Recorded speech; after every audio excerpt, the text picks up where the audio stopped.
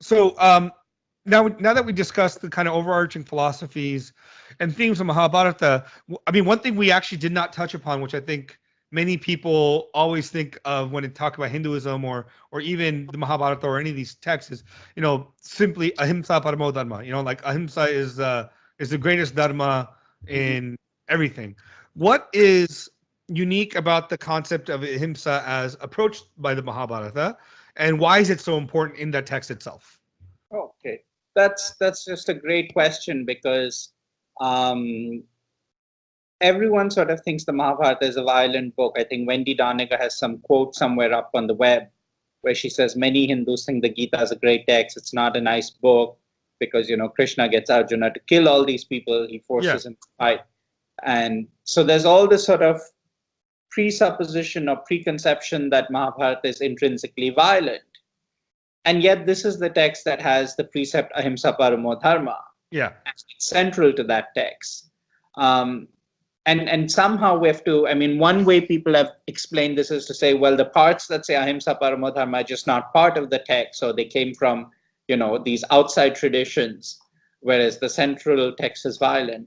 But Vish actually wrote an article for Journal of Vaishnava Studies where he took up that question and said, are these two different layers or strands of thought in the text? And he said, no, because ahimsa paramo dharma applies in a twofold perspective. As a value, it's the highest dharma. The Hmm. text is clear that we are enjoined to do this, and it's not just the Mahabharata. Manu also says that, ahimsa is a value, and um, I think he says as many hairs on the body of the animal, that many years you will suffer if you kill it for food, etc. So there's all these injunctions against violence. But then it's kind of utopian to think violence proceeds solely from man Yeah. or that it's entirely at our control. When I walk, when I breathe, I am also going to kill something. Yeah. And you can reduce violence, you can be vegetarian, you can be vegan, but some amount of violence is inevitable. So this notion that humans completely control violence and therefore it can be completely eradicated is a kind of enlightenment illusion, and it's something we've seen um, the problems of that notion of enlightenment subjectivity. I think it becomes very apparent with the two great wars. So somehow the Mahabharata realizes that strategies for minimizing violence must be combined with a transformative ontology.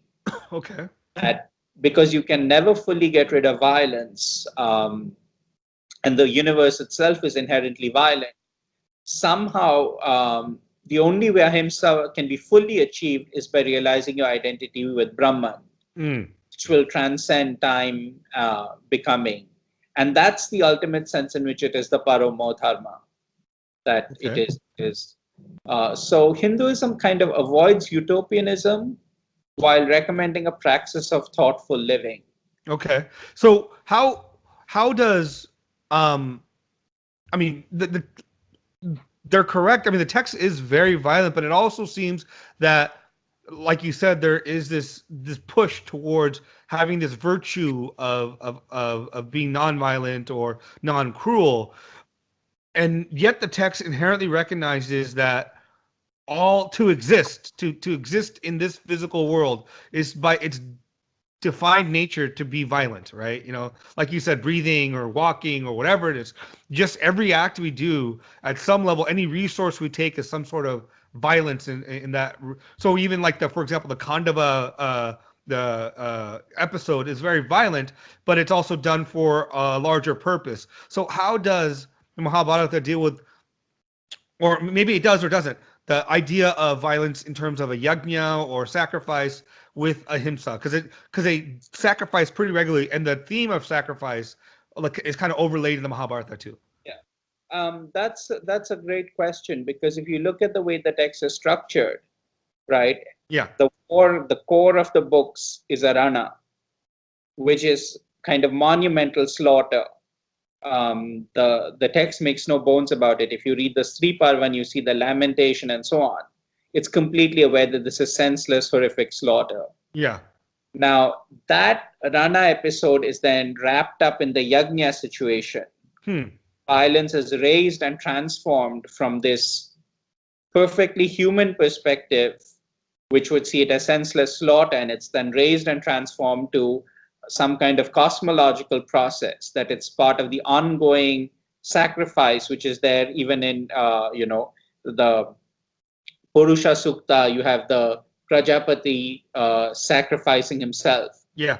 All these things are already in the background, that the whole universe is a sacrifice and comes to be through the sacrifice. So, okay, then we raise it to the level of not just Rana, but Rana Yagna. Yeah. And that has another further mimetic mirroring, where there's the sacrifice of snakes by Janamejaya, which has again parallels to the central story. And at that story, what happens is the sacrifice only ends when Astika comes up. Yeah. The Brahmana boy who says, stay, and stops the sacrifice of snakes. And that is an ontological cipher.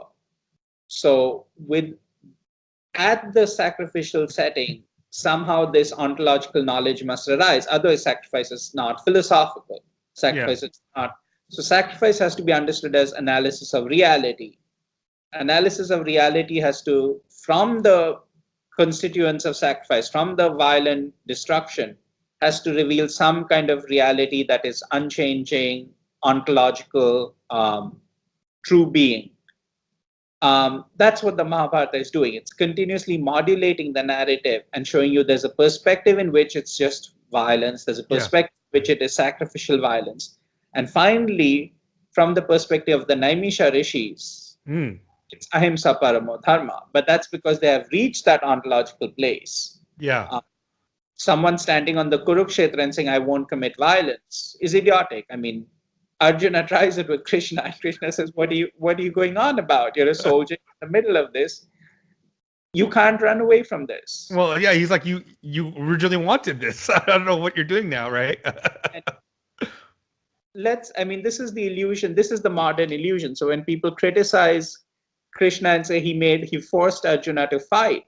Yeah. Right? That's because we live in a time where we think there's an option between the soldier and the civilian. Yeah. We've created that nice, easy distinction. And what would you do to a soldier who's in Iraq, right? Right. You're not going to airlift him out. We don't really care about them. Yeah. So there's no way he can run to. Yeah, but at the same point, at the end, Krishna says to Arjuna, right? Yata ichasi tata kuru, right? He tells him, whatever you wish, you do. Whatever you find to be right. So I think you're correct that there was no forcing of Krishna to do anything. I mean, Arjuna to do anything. It was laying out of an argument of a position and asking him to do what you want. Well, what I was really getting to is that real escape from violence is not dashing to the north of Kurukshetra to the south of Kurukshetra. Okay. Right? Real escape from violence has to be that Arjuna has to get moksha and he has to transcend. Right. And he has to leave behind the physical body, which will die, decompose, decay, as everything does. And that's the freedom. That's the direction of escape that's being provided in the text. Well, I mean that makes total sense, especially when you look at if you run away from a battle, there's probably a greater violence that might happen. If you run into the battle, there's violence you're going to do. Anything you do in this world is going to be violent. So the only way to get out of it is to get out of the world, and like transcend and become one with Brahman, and maybe that's I think that's a fantastic idea. But let's juxtapose that with ahimsa in the Buddhist or Jain traditions. Mm-hmm. How does the ahimsa of the Mahabharata or even Hinduism, let's focus on the Mahabharata, differ from the Buddhist or Jain ideas of ahimsa? So Mahabharata will go along with it in the sense of control violence as much as possible. Yeah. And this is also in Manu. Manu says that, one should restrict it as much as possible, but ultimately to do these things is also animal nature. You have to eat to live, etc. Yeah. So the where they separate is ultimately, this is the basic distinction between the Astika and the Nastika schools, is that they separate on the issue of whether there's some reality that transcends. Where Mahabharata will say, yes, Brahman, that, there is a way that you can leave behind this whole sacrificial universe. There's all this historical scholarship. So Vish addresses this in his JVS article, which says that clearly the notion of ahimsa is coming from outside. But I think that's mistaken. I think the notion is there in both traditions. And the distinction is not so much on some people are pro ahimsa and some people are, pro violence. Yeah. It's simply how far, what is a realistic strategy, and how far can you limit violence is the debate that's going on. Okay. So, I mean, I think that's the bigger thing is in the it's Mahabharata tradition, Brahman is the ontological way to get out. You yourself can't do it, right? And the Buddhist sense, it's you understand you're no Atma, and therefore violence kind of goes away. I think Jain's, I don't fully understand the Jain idea of himself fully yet, so I can't comment on it. But yeah, it does seem like there's some strong differences between these. So jumping off from the Mahabharata, let's go back to when we started this conversation about Indology. We touched upon overarching ideas of Indology and Western scholarship in the Indian world. When did the West first interact with the Mahabharata? The first interactions are very small. They're sort of excerpts and retellings like Nala and Damayanti. Shakuntala, of course, is very, very popular. That's a piecemeal approach. It doesn't translate into a cohesive interpretive strategy. Yeah. It's only after someone called Christian Lassen, he's a Norwegian, but he's a German Indologist who settles in Bonn and is August Schlegel's student successor. He presents his historical reading of the Mahabharata. And that's when the text acquires a kind of unity in the Western imagination. Obviously, I should say historical in quotations because it has nothing historical about it. But what he says is that we now know the principles of his reading. There's an earlier heroic core and their Brahmanic interpolations. The core is actually what really happened. It's a real historical battle. It's a racial conflict between white Aryans, black natives. This original thing was originally recounted or retold at the king's court. It was about the glories of the brave Aryan knights. Brahmins couldn't accept this, so they wanted to re-educate the warriors, turn them into their slaves. They rewrote the epic. They showed that all your success depends on worshipping the Brahmins. And then they added cosmology, new gods, all kinds of ritual, even offensive things like Vyasa has to commit niyoga, etc. And other scholars just took up these ridiculous self-serving theses and ran with it. They just said, yeah, now we have a grasp on the text as a whole. Now we can make sense of all its parts. And they did something similar with the Gita also. Yeah. So, I mean, this idea of a core still is very, very prevalent in modern Indology scholarship, right? How people talk about this layering of the text. I think it was it Fitzgerald who talks about layers in the text at different time periods and yeah, it's not just something that exists in the past, still exists today, despite us now knowing that there's no way for us to justify in any objective sense any idea of layers. How do the Indologists do so continually? Well, one of the things that you have to immediately acknowledge is that there is no system of peer review in the sense of an independent, objective, critical peer review. It's scholarship by kind of groupthink. So they just decide we've all agreed there are layers, and therefore anyone who says there aren't layers, or when we read each other's work, the maximum extent we will differ is to say maybe not 50 BC when this was added, but let's say 40 BC is when it's added. That's how much. And those are the kinds of questions. You're laughing, but this is what we hear at conferences, You're saying there's a Sankhya layer, but I would like to say there are two Sankhya layers. There's classical Sankhya and there's epic Sankhya. And then someone will come up and say, well, could there be three? Could there be a proto-Sankhya? So the academic game is set up to unfold in a certain way. What what I always suggest and Vishwa and have done in our work is, well, then look at their criteria. Yeah. See whether this stands up to independent analysis. And very often you will find that although they come and say we're going to do independent critical research, Huh. they're fudging their own criteria because they want to get back to a basic scheme that, it's like the consensus opinion. And they're trying to get back to that and say, okay, we have the same layers that you have with slight adjustments. Sure. So, how did the Western scholars view and interpret the Mahabharata in this regard, right? How did they come to it? And after Lawson, right? You said Lawson. After Lawson, how did they come and interpret the Mahabharata? And did they apply the same kind of mechanisms that they maybe did with Homer or with the Bible, or how does that work? How did it work? In a sense, I mentioned they wanted to sort of pretend that they were like the classical philologists. So they thought they were trying to apply the Homer question and, find the different layers. They were also influenced by biblical criticism, which is Wellenhausen's distinction between the different layers of the Hebrew Bible, and come up here and say, it sounds absurd, but it's really there. For example, there's a layering that someone has done, Thomas Oberlies at Göttingen has done, where one of the interpolators is called Q. And you wonder, but Q, why Q, right? Yeah. There's not a letter or word that begins with this thing. And then you realize he's still sort of trying to pretend that what he's doing is related to Wellenhausen and, has the Q. So these kinds of things were going on. But basically, every single idea that they've had has come from Lassen. There is not one idea you will find in scholarship in the last 200 years that will not be in some way in an 1837 article that Lassen wrote.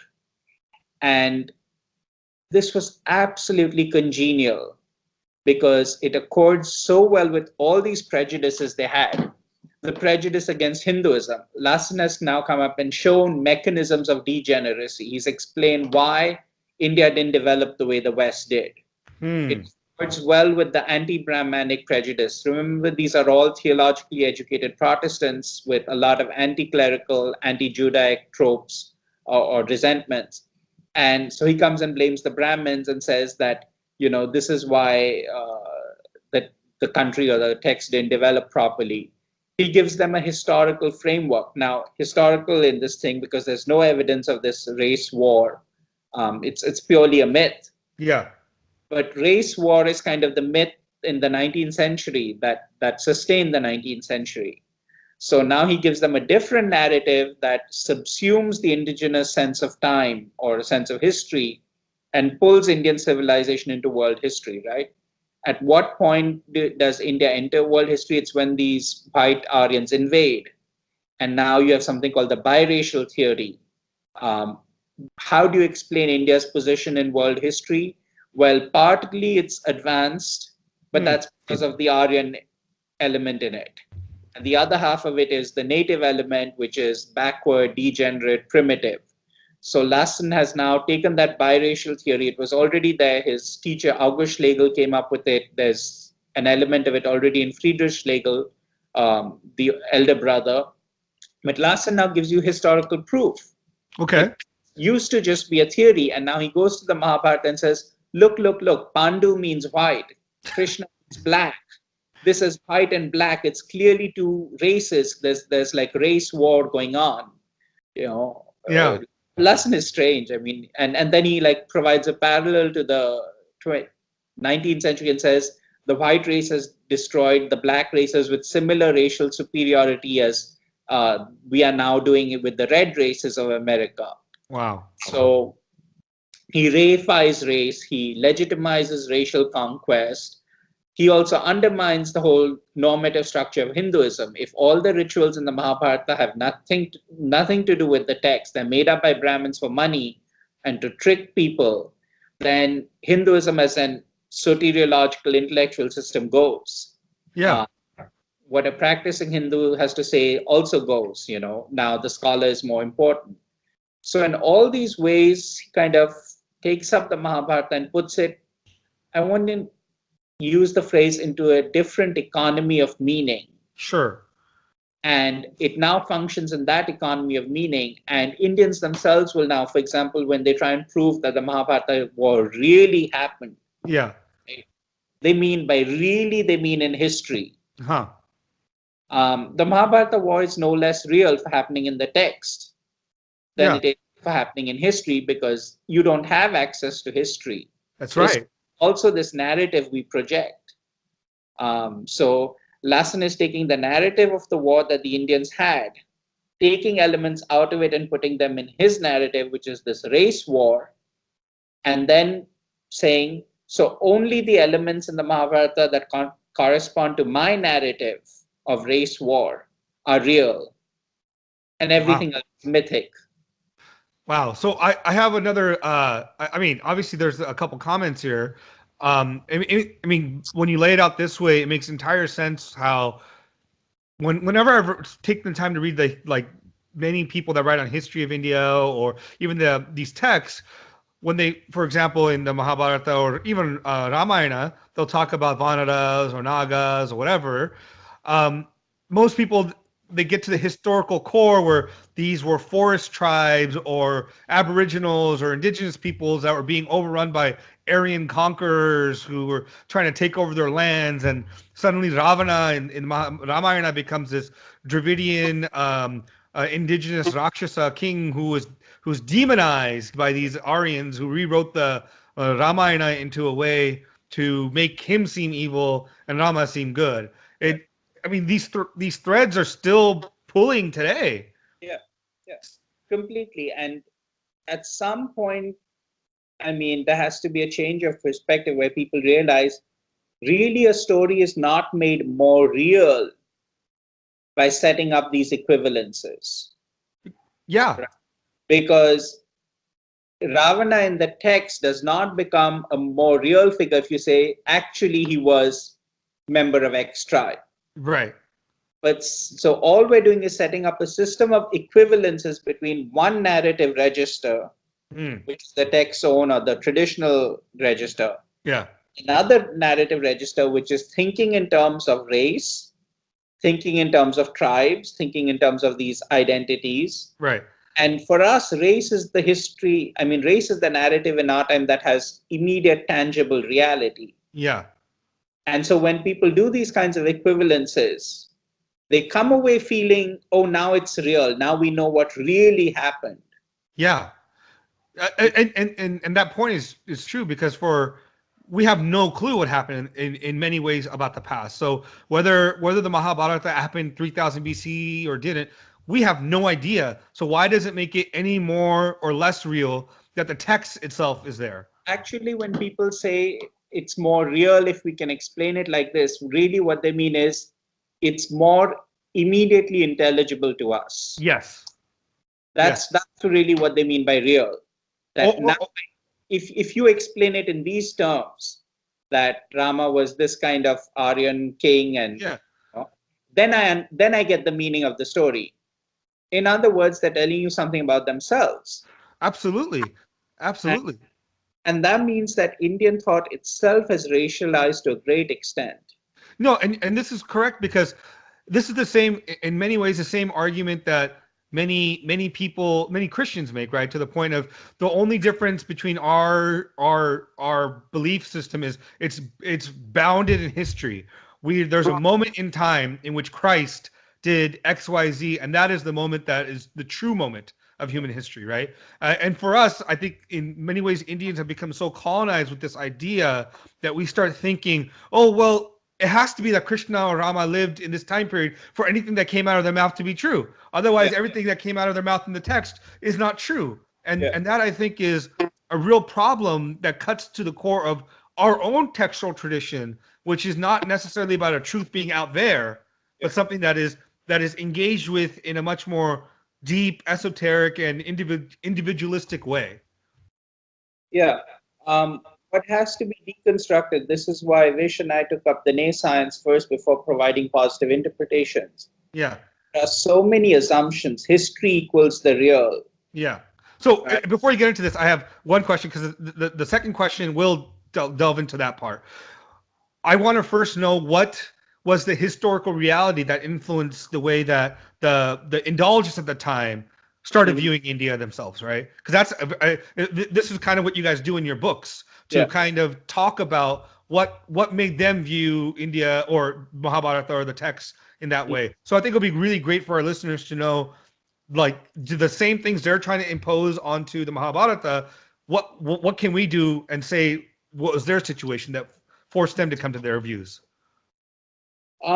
That's a good question. There's a writer called Frantz Fanon who is very, very influential on Vishwa and me when we wrote our work. So let me respond sort of using his ideas a little bit. Okay. The most important historical reality is it's an age of condescension. I mean, we no longer can imagine what, or not to the same extent, what the 19th century is like. But there's this clear distinction between those who have reason and those who are excluded from it. And the Negro, Fanon actually consciously uses this word, the Negro is incapable of articulate speech, and his representations are by definition primitive. He has to be shown reality. And this can be translated to the Indian context as well, that Indians have to be shown what they really mean when they worship their gods. For example, oh, these are just natural forces, and they're worshiping them out of fear because they've not learned to control them as yet. That's kind of the explanation that's given, right? What is Vayu? Vayu is not a named deity, but simply a force of nature that has been anthropomorphized and is now being worshipped. Yeah. That condescension actually survives today. Indology is the last field where you can actively live these racial prejudices. They're actually a principle of science because the whole science consists in this kind of translation. Taking concepts, taking an entire episteme and then reducing it to yours. Okay. With the assumption that the natives, or Fanon would say the Negroes, don't know what they're talking about. And they don't have language. So their language has to be interpreted into a coherent system, which is, of course, the Western one or the white one, as Fanon says. The second feature is, of course, the missionary agenda. This is not just racial, but several Indologists collaborated with Basel and Hull missionary or the missions. But they were also all theologically educated Protestants. Most of them were pastors' sons. They had a very similar background. And they also, their work is contributing to Christianity. Albrecht Weber, Max Müller, Paul Hacker, they all say this explicitly, that Indology is supposed to serve Christianity, it's supposed to serve the mission. This is not a personal opinion they have. They're quite right, because if you look at the history of Oriental languages and Hebrew studies in Germany, they develop out of Christianity's Christian apologetics and its OT concerns. Why do you need to know Hebrew as a Christian? So that you can interpret the Old Testament in a way different from, and of course, better than the rabbinic tradition would do it. Sure. So something similar is going on. Why all this money into reading, translating, collecting Hindu manuscripts, Sanskrit manuscripts, bringing them to Europe, translating them? It's obviously there's an evangelical motivation there. And then also in Germany, very strong is the anti-Judaic and anti-clerical attitudes that I mentioned, which very easily, there's a lot of literature on this, easily projected onto the Brahmins. So the overarching reality of reception has been a sustained attack on Hinduism insofar as it's a Brahmanic system of thought. You'll find exceptions are made. So Buddhism comes out looking relatively good because Buddhism is somehow seen as a precursor to Protestantism. It's seen as a reform movement. Buddha is actually, in many texts, they say he's like Martin Luther, reforming the corrupt church, etc. With no evidence either. So that's. But also, people should not forget that this is not, there's a motivation here, which is that to the extent they undermine traditional pedagogy, Indologists gain status, authority, positions, money, the whole thing. So one of the reasons they're doing it is simply pecuniary interest. So touching on that point, if they find Hinduism to be so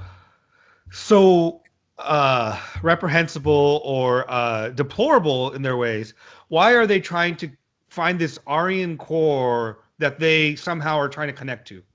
I, yeah. That's just a great question. It's a brilliant question because um, partly this whole work of showing. So remember the way in which Hinduism is deplorable, or it has to be shown to be deplorable, has something to do with Christian supersessionism, Hmm. which is this notion that Christianity replaces the earlier standards of revelation. It replaces Rabbinic early law. religion, right? Yeah. So it's not enough to just say Hinduism is wrong, but somehow to have a narrative of how it has been superseded. And the Aryan thing gives them a hook into that. It allows them to tell a coherent story of Hinduism where it starts with some of the right elements. It starts with elements of the true revelation, which is coming from the Aryan thing. And then, of course, the black element crosses over, the Brahmins take over. And so Hinduism doesn't develop, or Indian thought does not develop. Hmm. So you have a kind of precursor of rational, theistic, or monotheistic thought in the earlier strata of these texts, and they're always trying to recover those strata. I see. And that becomes the way that Indian thought is subsumed. So it will not be Christianity, the Christian element in Indology will not leave Hinduism outside and say, okay, we're just not interested in it. Yeah. It take it up precisely to bring it into its history and say, but then it was not the final form, or somehow it took a wrong turn. Sure. I think you guys also bring up in your book that it was also the political element at the time too, right? The German identity itself was under attack, and their sense of self worth, and because I think that at this time the Kaiser had a lot of issues, and that political blowback from all that, right? So I'm sure that played a role in their trying to connect to an older culture to say that we were somehow magnificent before Yeah. too. Yeah. So, getting back to this question that I kind of interrupted you on earlier. So, what are the major flaws in the way they're approaching, or their historical approach to I mean, basically, what are the flaws to historicism within the Mahabharata context? Um, there's like a couple that we obviously split up within the science and philology and Yeah. criticism, two parts that we did this. But let me start with the most basic problem. Yeah. To approach any text, I mean, forget the Mahabharata, any text with this level of prejudice, there's Hmm. going to be no dialogue. Yeah. And for 200 years, what we saw is a Western monologue where the whole point of reading texts, as I said, was to assure themselves of their cultural superiority. Hmm. We are scientific, we are rational, we know what these texts really say. So we are the elect who are called on to understand the dark half of humanity. That's sort of the basic premise of Indology. Um, Many, even today, the reason you join Indology, you enroll in Indology departments, is to participate in this racial experience. Yeah. If you think about it, a degree in Indology teaches less about Indian texts, philosophy, literature, or culture than traditional education. If you go to a Sanskrit Pathshala and then study with a traditional teacher, you will know, and many of the better Western scholars have, ultimately, if you look at when they're correct, where their knowledge is coming from, it's coming from Indian sources. Okay. When they're original, they're not right, and when they're right, they're not original. Let's Right. put it that way. Um, it also does not teach you textual criticism. So they came to India and sort of said, oh, this is all traditional. We have new critical methods. Yeah. And we are able to bring this science to the text. Philology and criticism showed there's no textual criticism. They Yeah. really have made basic blunders, huge errors. So what then is the appeal of Indology, right? You start wondering why people do it. And I remember I mentioned Fanon. Yeah. He has this great concept he calls lactification, which is a process of whitening. And Okay. it's about how a black woman undergoes lactification when she dates a white man, right? Because in her own self understanding, in her social status, she begins to move across this racial barrier. I think a good way to understand the appeal of Indology is it offers Indians degrees in lactification. Interesting. Degree, Your fair and lovely cream for your mind. yes, exactly. It's a great phrase. That's really, why put fair and lovely on your face when you can go to the source of whiteness itself and apply it internally. Yeah. And that's so you learn to speak about your tradition like an outsider with a kind of distaste. You learn to disparage texts, you learn to tear apart texts, and apply the same critical method. Now that critical method doesn't work. It's not scientific. It doesn't teach anyone. It doesn't ennoble anyone to take apart a text. Yeah. So the only pleasure is I'm doing something that a Western scholar is doing, lactification. I'm now doing something very white. I'm becoming white by doing this. You learn to say, oh, we don't believe in these gods, that's it's all for the simple-minded people. And I always say, Vish, and I always say, Ram Mohan Roy was the first thoroughly lactified Hindu. Yeah. With Brahmo Samaj, yeah. Yeah. That's right. Everything he did, he translated into perfectly Christian concepts. And there was only the veil of, this posture that I'm standing up on behalf of the Hindu community in it. No Hindu would recognize any of the things he was saying. You're right. That we don't believe in this plurality of gods. We're not polytheists. We worship the one true God. Yeah. I mean, it makes no sense. But that is what they wanted to hear, and some of these lactified people were willing to provide that. And we still see that today, right? Like a lot of Indians will say, "Oh, we're not polytheists. We all worship one God in many forms and things like that." It's a way to justify it instead of saying even our concepts of God. Brahman is not God in the way that like they think of God in the Western sense. It's a very different concept, right? So Brahman is the one that becomes all these multiple entities. It's not even all these gods. We're still polytheistic, and sometimes I have to educate people about it and be like, don't be afraid of our own traditions and our own history, and stop pandering to this world. I mean, Edward Said does a really good job of talking about it when it comes to studies that particularly apply to the Middle East. But I think your studies are just as important in many ways a much more. It's much more it's broad, but it's also very subtle because you're attacking the underpinnings of how scholars who view our own traditions view them, and then how they like transmit that to all of us, and how we have for generations been yoked by these Indologists into believing kind of what they believe. And it's a great thing you guys are doing for us. I just want to add, look at the way that question is framed. When you are told, do you believe in all these gods or the one true God? Yeah. I mean, there's no good way to answer that question. No, it's a very terrible question. Yeah, same thing with the Mahabharata. Do you believe it's historical or is it just myth? Yeah. The question is a setup. Yeah, because it's a false dichotomy. Yeah. And really we should say explain your history or explain your one true God. Yeah. And so no, I mean, this is I really enjoyed this. I want to jump into the final section, just talk about like how the response has been to your work and things like that. So let's do that.